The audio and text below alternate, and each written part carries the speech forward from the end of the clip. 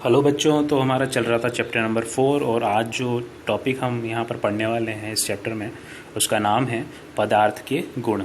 तो क्या आपने कभी ये जानने का प्रयास किया कि गिलास कपड़े का क्यों नहीं बनाया जाता? तो सीधी सी बात है, कपड़े का अगर गिलास बनाएंगे तो पानी जो उसमें ठहरेगा नहीं और नीचे गिर जाएगा। ठीक है, अध्याय नंबर 3 में कपड़े के टुकड़े के साथ जो प्रयोग आपने किया था उसे याद कीजिए और यह ध्यान में रखिए कि हम गिलास का उपयोग सामान्यतः द्रवों को रखने के लिए करते हैं। इसलिए अब यदि हम कपड़े का गिलास बनाएं तो क्या हमारा यह कार्य काफ़ी हास्यास्पद प्रतीत नहीं होगा? तो ये जो हमारा कार्य है कैसा होगा? हास्यास्पद होगा और कोई देखेगा तो हम पर हंसेगा। तो कपड़े का गिलास हमें नहीं बनाना है। गिलास बनाने के लिए हमें कांच, प्लास्टिक, धातु अथवा कोई ऐसा पदार्थ चाहिए जो जल को रोक सकता हो। इसी प्रकार खाना पकाने वाले पात्र बनाने के लिए कागज़ का उपयोग करना भी कोई बुद्धिमानी का कार्य नहीं माना जाएगा। तब हम यह देखते हैं कि हमारे द्वारा किसी वस्तु को बनाने के लिए किस पदार्थ का चयन किया जाना उस पदार्थ के गुणों तथा उपयोग की जाने वाली वस्तु के प्रयोजन पर निर्भर करता है। तो इससे हमें यह समझ में आता है कि यदि कोई भी वस्तु हमें बनानी है तो उसका क्या उपयोग है, उस पर निर्भर करेगा कि हम उसके लिए कौन से पदार्थ का उपयोग करें। वो वस्तु किस चीज़ से बनाए, प्लास्टिक की बनाए, लोहे की बनाए या कपड़े की बनाए या किस चीज़ की बनाए। अतः पदार्थों के वह सब गुण क्या हैं जो उसके उपयोग के लिए महत्वपूर्ण होते हैं। नीचे कुछ गुणों की विवेचना की गई है। तो कुछ गुणों के बारे में अपन बात करेंगे जिससे हमें पता चले कि कोई भी वस्तु है उपयोग के हिसाब से किस पदार्थ की बनानी चाहिए। दिखावट पहला गुण है इसका। पदार्थ प्रायः एक दूसरे से भिन्न दिखाई देते हैं। तो जितने पदार्थ होते हैं वो कैसे होते हैं? एक दूसरे से भिन्न होते हैं। लकड़ी लोहे से बिल्कुल भिन्न दिखाई देती है। लोहा तांबे अथवा एल्यूमिनियम से बिल्कुल भिन्न दिखाई देता है, परंतु फिर भी लोहे, तांबे, एल्यूमिनियम में कुछ समानताएं हो सकती हैं जो लकड़ी में नहीं पाई जाती। ठीक है, तो लोहे, तांबे और एल्यूमिनियम में कुछ समानताएं हो सकती है क्योंकि वो धातुएं होती हैं, कठोर होती हैं और आसानी से जलती भी नहीं है। और लकड़ी तो क्या होती है, जल जाती है, टूट भी सकती है, लेकिन धातुएं जो होती है आसानी से टूटती भी नहीं है, लोहा, तांबा वगैरह। ठीक है, तो ये इनमें समानताएं आपको देखने को मिल सकती है जो कि लकड़ी से अलग है। क्रियाकलाप नंबर 3 की बात करते हैं। विभिन्न पदार्थ गत्ता, लकड़ी, तांबे का तार, एल्यूमिनियम की शीट और चौक के छोटे छोटे टुकड़े एकत्र कीजिए। क्या इनमें से कोई चमकीली दिखाई पड़ती है? तो कोई ऐसी चीज़ है क्या जो चमकीली दिखाई दे रही है आपको?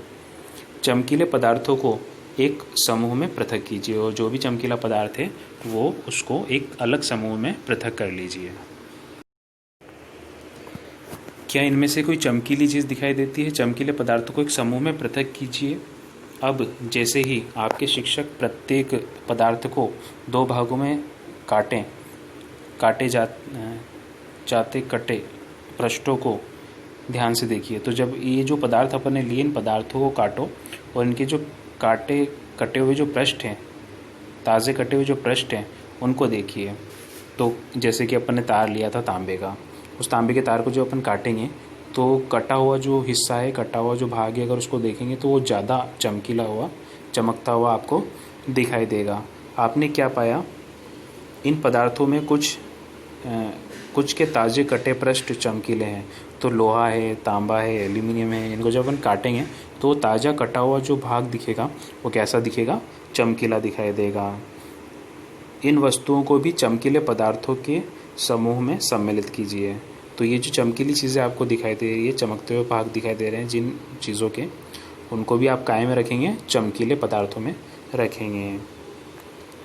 क्या आप अन्य पदार्थों में इसी प्रकार की कोई चमक अथवा धुति देखते हैं, जैसे कि संभव हो सके कि ढंग से इन्हें काटिए? ऐसा आप कक्षा में जितने भी पदार्थों को साथ कर सकते हैं। ठीक है, तो कक्षा में जितने पदार्थ हैं उनके साथ ऐसा कर सकते हैं और इनको काट कर देख सकते हैं कि किस पदार्थ में विशेष प्रकार की चमक काटने पर, उस कटे हुए भाग पर दिखाई दे रही है। धातुओं के टुकड़ों को उनकी धुती देखने के लिए काटना। तो जैसे कोई भी पाइप है उसको भी आप काट सकते हो। तो ये पाइप को काट कर यहाँ पर दिखाया हुआ है। जो इसका कटा हुआ सिरा है, जैसे कि ये वाला सिरा है, ये वाला सिरा चमकता हुआ दिखाई देगा अगर वो धातु है। अगर धातु नहीं है तो चमकता हुआ नहीं दिखाई देगा। तथा कीजिए, तथा धुतिवान तथा धुतिहीन पदार्थ की सूची बनाइए। धुतिवान मतलब, धुति मतलब होता है चमक, तो जिनमें चमक है वो धुतिवान होंगे और जिनमें चमक नहीं है वो क्या होंगे, धुतिहीन होंगे। तो उनको अलग अलग सूचियाँ इन दोनों की बनाइए। कटने के स्थान पर आप पदार्थों के पृष्ठों को रेगमाल से रगड़कर यह देख सकते हैं कि वे धुतिवान हैं अथवा नहीं। तो रेगमाल से रगड़कर भी जहाँ पर आपने काटा है वहाँ पर रेगमाल से रगड़कर भी आप देख सकते हैं कि कोई वस्तु धुतिवान है या नहीं। तो इस प्रकार से आप बिना काटे भी रेगमाल से रगड़कर भी देख सकते हैं कि कोई चीज़ जो है वो चमक रही है या नहीं चमक रही है। पदार्थ जिनमें इस प्रकार की धुति होती है वे प्रायः धातु होते हैं। ठीक है, तो जिनमें चमक आपको दिखाई दे काटने पर या रेगमाल से उन्हें रगड़ने पर, तो ऐसी वस्तुएं क्या होंगी, धातु की श्रेणी में आएगी, वो धातुएं ही होंगी। लोहा, तांबा, एल्यूमिनियम तथा सोना धातुओं के उदाहरण हैं। तो ये किसके उदाहरण है, धातुओं के उदाहरण हैं। लोहा, तांबा, एल्यूमिनियम सारी क्या है, धातुएं हैं। कुछ धातुएं बहुधा अपनी चमक खो देती हैं। तो कुछ धातुएं ऐसी भी होती है जिनमें चमक नहीं पाई जाती, वे अपनी चमक जो होती है उसे खो देती है और धुतिहीन निष्प्रभ दिखाई देने लगती है। धुतिहीन मतलब चमक उनमें नहीं दिखाई देती। ऐसा उन पर वायु तथा नमी की अभिक्रियाओं के कारण होता है। तो ऐसा क्यों होता है, क्योंकि वायु और नमी, आपको पता है जो लोहा होता है अगर उसको पानी में रख दिया जाए तो उस पर जंग लग जाता है। तो वायु और नमी मतलब पानी, नमी मतलब पानी, ठीक है, और वायु में होती है ऑक्सीजन गैस या बहुत सारी गैसें होती हैं। उनकी अभिक्रिया के कारण क्या होता है, इन धातुओं पर जंग लग जाता है, कोई परत चढ़ जाती है और इस जंग के कारण उसकी चमक हमें दिखाई नहीं देती है। इसलिए हमें केवल ताजे कटे पृष्ठ पर ही धुति दिखाई देती है। ठीक है, इसी वजह से जब उसको रगड़ेंगे या उसको काटेंगे तभी हमें उसमें चमक दिखाई देगी, क्योंकि वो चमक क्या है, जंग में छुप जाती है। जब आप किसी लोहार अथवा वर्कशॉप का भ्रमण करते हैं तो धातु की छड़ों के ताजे कटे पृष्ठों को देखने का प्रयास करें और ये देखें कि इनमें धुति है अथवा नहीं। तो ये हो चमक की बात। नेक्स्ट बात करते हैं अपन कठोरता की। धातुओं में और अधातुओं में कठोरता पर क्या फ़र्क होता है, आइए जानते हैं। जब आप विभिन्न पदार्थों को अपने हाथों से दबाते हैं तो उनमें से कुछ को दबाना कठिन होता है। तो कुछ ऐसी चीज़ें होती हैं जिनको दबा नहीं पाते, संपीड़ित नहीं कर पाते। संपीड़ित का मतलब दबाना, ठीक है, जबकि कुछ अन्य आसानी से संपीड़ित हो जाती है। और कुछ धातुएं ऐसी होती है जिनको आसानी से आप दबा पाते हो। जैसे प्लास्टिक की चीज़ें होती है उसको आप दबा सकते हो, लेकिन लोहे की चीज़ जो होती है उसको आप दबा नहीं सकते। धातु की एक चाबी लीजिए तथा इससे लकड़ी, एल्यूमिनियम, पत्थर का टुकड़ा, कील, मोमबत्ती, चौक, अन्य कोई पदार्थ अथवा वस्तु के पृष्ठों को खरोचने का प्रयास कीजिए। आप कुछ पदार्थ को आसानी से खरोच सकते हैं। तो चाबी से आसानी से आप कुछ पदार्थों को तो खरोच सकते हो, लेकिन कुछ पदार्थों को आप नहीं खरोच पाओगे, जबकि कुछ अन्य पदार्थों को इतनी आसानी से नहीं खरोचा जा सकता। वे पदार्थ जिन्हें आसानी से संपीड़ित किया जा सकता है, खरोचा जा सकता है, कोमल पदार्थ होते हैं। ठीक है, जिनको दबाया जा सकता है, जिनको खरोचा जा सकता है, वो क्या होते हैं, कोमल पदार्थ होते हैं। जबकि अन्य पदार्थ जिन्हें संपीड़ित करना कठिन होता है, जिनको दबाना मतलब कठिन होता है, कठोर पदार्थ कहलाते हैं। ऐसे पदार्थ क्या कहलाते हैं, कठोर पदार्थ कहलाते हैं। कठोर मतलब सख्त, और मुलायम जो चीज़ होती है वो संपीड़ित की जा सकने वाली चीज़ें होती हैं। उदाहरण के लिए रुई अथवा स्पंज कोमल है जबकि लकड़ी कठोर है। दिखावट में पदार्थ में विभिन्न गुण हो सकते हैं, जैसे धुति, कठोरता, रुक्ष, रुक्ष का मतलब खुरदरा, अथवा चिकना होना। क्या आप अन्य गुणों के बारे में सोच सकते हैं और किसी पदार्थ की दिखावट का वर्णन कर सकते हैं? तो देखिए, नेक्स्ट गुण है अपना विलेय अथवा अविलेयता का गुण। विलेय का मतलब जैसे कोई भी चीज़ ऐसी है जो घुल सकती है, जैसे शक्कर को आप पानी में डालोगे तो वो घुल जाएगी, ये उसका क्या गुण हुआ, विलेयता का गुण हुआ। लेकिन अगर पानी में आप रेत को डालोगे तो वो उसमें नहीं घुलेगी, ये उसका क्या, कौन सा गुण है, अविलेयता का गुण। अविलेयता मतलब जो विलेय नहीं होता, जो घुलता नहीं है। क्रियाकलाप नंबर 4 को देखते हैं। कुछ ठोस पदार्थ जैसे कि चीनी, नमक, चाक, पाउडर, बालू मतलब रेत तथा लकड़ी के बुरादे के नमूने एकत्र कीजिए। कांच के 5 गिलास लीजिए। प्रत्येक गिलास में लगभग 2/3 2/3 भाग में जल भरिए। तो प्रत्येक गिलास में क्या भरना है? कांच के गिलास में आपको जल भरना है और कितना भरना है? 2/3 भाग भरना है। पहले गिलास में कुछ मात्रा में चम्मच भरकर चीनी, दूसरे में नमक तथा इसी प्रकार शेष गिलास में अन्य पदार्थ मिला दीजिए। किसी में रेत मिला दी अपन ने, किसी में लकड़ी का बुरादा मिला दिया। जो भी चीज़ें ली थी अपन ने सबको गिलासों में मिला दिया। प्रत्येक गिलास की अंतर वस्तु को चम्मच से विडोलित कीजिए। तो विडोलित कीजिए मतलब धीरे धीरे उसको हिलाइए। कुछ मिनट तक प्रतीक्षा कीजिए। प्रेक्षण कीजिए और पता लगाइए कि जल में मिलाए गए पदार्थ का क्या होता है। तो जो जल में अपने पदार्थ मिलाए थे उनका क्या हुआ ये आप देखिए। अपने प्रेक्षणों को सारणी 9.3 में दर्शाए अनुसार नोट कीजिए।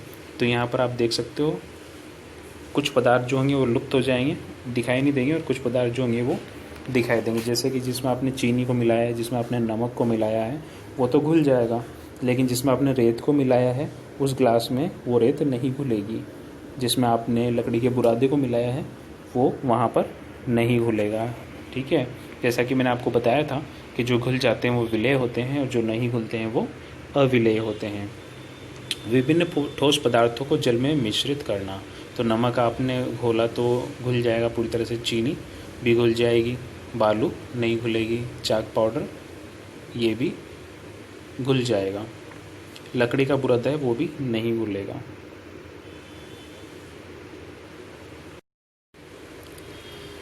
आप यहाँ पाएंगे कि कुछ पदार्थ जल में पूर्णतः लुप्त हो गए हैं, अर्थात घुल गए हैं, विलीन हो गए हैं। हम यह कहते हैं कि ये पदार्थ जल में विलेय हैं।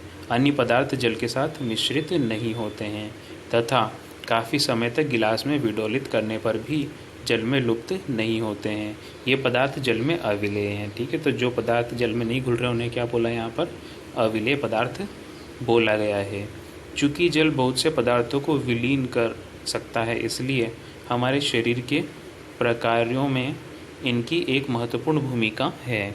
ठीक है, तो जो जल है वो बहुत से पदार्थों को विलीन कर सकता है, घोल सकता है। तो हमारे शरीर में के प्रकारों में इनकी क्या है? एक महत्वपूर्ण भूमिका है।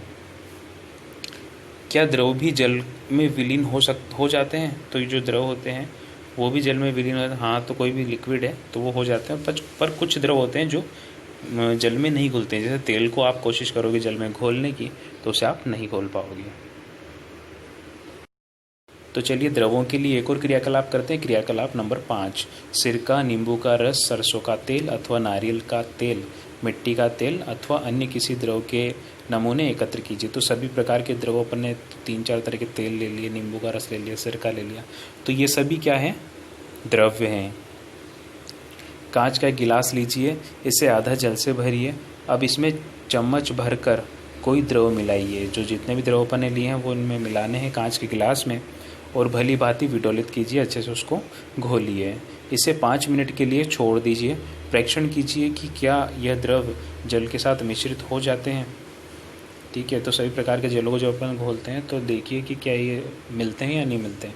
तो यहाँ चित्र में देखिए ए और बी दिया हुआ है। ए में है कुछ द्रव जल में भली भांति मिश्रित हो जाते हैं। तो जो द्रव मिश्रित हो जाते हैं वो ए में दिए हुए हैं। तो पूरा जो पानी है जो लिया था अपन ने उसमें मिक्स होने के बाद जो भी द्रव अपन ने मिक्स किया है वो पूरी तरह से मिक्स हो चुका है। और दूसरा बी वाला जो देखेंगे कुछ नहीं होते, और कुछ जो होते हैं वो मिक्स ठीक से नहीं हो पाते। जैसे कि आप अगर तेल डालोगे तो तेल की परत ऊपर जम जाएगी और नीचे जो है पानी बच जाएगा। ठीक है, जितने अधिक अन्य द्रव आपको उपलब्ध हो सके उन सभी के साथ इस प्रयोग को दोहराइए। अपने प्रेक्षणों को सारणी 4.4 में लिखिए। हम यह देखते हैं कि कुछ द्रव जल में पूर्णतः मिश्रित हो जाते हैं, कुछ अन्य द्रव जल में मिश्रित नहीं होते हैं, और कुछ समय तक ऐसे ही छोड़ देने पर ये पृथक परत बना लेते हैं। जैसे कि तेल जब अपन मिलाएंगे तो उसमें पृथक से परत बन जाएगी, जैसा कि अभी अपन ने देखा।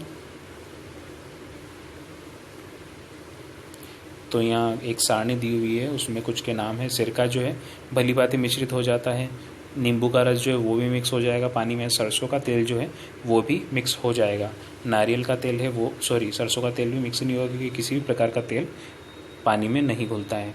नारियल का तेल है वो भी नहीं होगा, उसमें एक अलग परत बन जाएगी, जैसा कि अपन ने चित्र में देखा था। केरोसिन जो है उसमें भी एक अलग परत बन जाएगी। तो जितने भी तेल हैं उनकी अलग परत बन जाती है।